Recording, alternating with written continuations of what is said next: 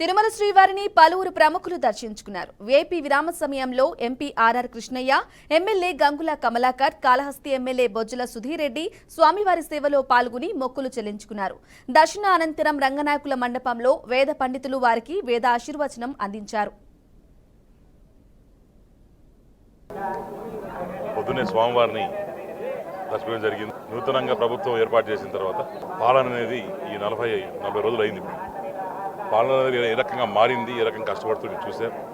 స్వామివారి వెంకటేశ్వర స్వామి ఆశీర్వాదంతో అలానే ఎవరికైతే మాటిచ్చామో పేదవాడికి అంది చెందాలని స్వామివారిని మొక్కుకొని అట్నే కాళహస్తి ఈశ్వర దయ వల్ల బాబా దయ వల్ల అందరూ కూడా చల్లగా ఉండాలి. ఈ దేశ ప్రజలందరూ బాగుపడతారు.